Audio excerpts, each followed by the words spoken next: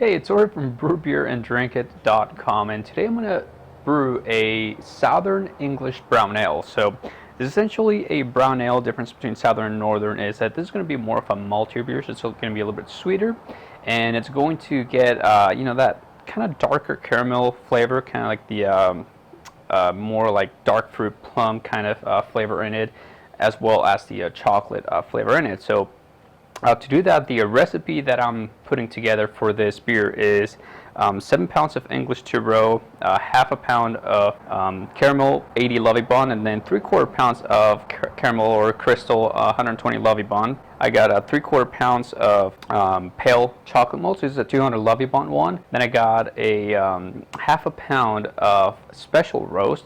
So this is about 50 Lovibond, and then I've got a 1/4 pound of English chocolate malt. So it's going to be mostly a like a dark caramel and chocolate flavor in this beer. So very simple recipe.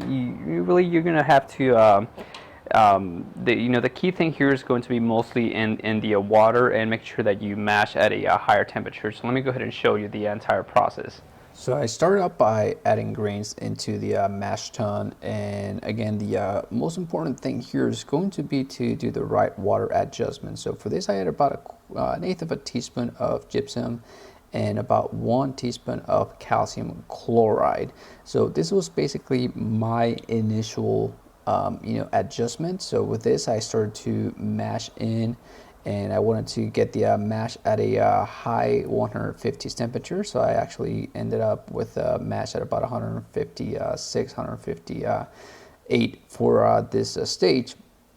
Now, the thing that I did here was I wanted to mix in, and I let this basically sit for about 15 minutes just to basically make sure and get a good feel for what the pH was going to be, and make sure that I'm not making it too acidic or alkaline. So once I got the my pH reading, I was able to basically gauge how much baking soda I wanted to add to make the water a little bit more carbonate like.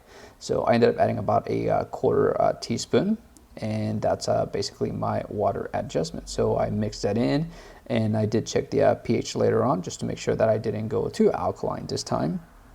And once that was done, I went ahead and let this sit at 158 degrees for 60 minutes.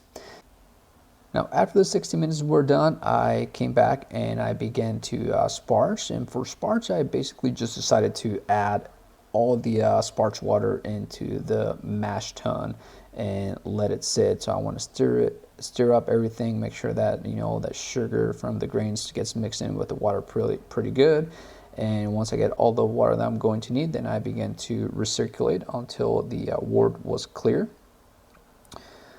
So once the wort started to come out clear and the grain bed settled, then I went ahead and transferred everything into the kettle.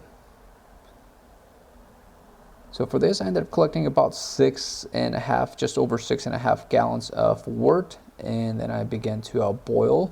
Now, one of the things that I'm doing as of late is skimming off the foam that begins to form on top of the boil. And if you want to learn more about the reasons behind it, then you can feel free to check out my new YouTube channel, Beer Diet Project, or my website, beerdietproject.com. And I'll talk a little bit more about proteins that get denatured when you pasteurize or boil something. So anyways, so other than that, once everything was boiling, I went ahead and added my first then I went ahead and added hops, which I boiled for the full 60 minutes, and then everything else just as usual. You boil, cool down the wort. Make sure you get that to the yeast pitching temperature. And for this one, I ended up doing about a 1 liter starter, which I actually added before, and then I went ahead and transferred all the wort into the fermenter. And now this is going to ferment at high 60s. I have it fermenting right now at 68 degrees. So with that, 68, I hope it doesn't dry it up too much, but I think it'll be just fine with the high mash temperatures. So I'll stay tuned and let you know how it turns out. Let me know what you think. See you in the next video.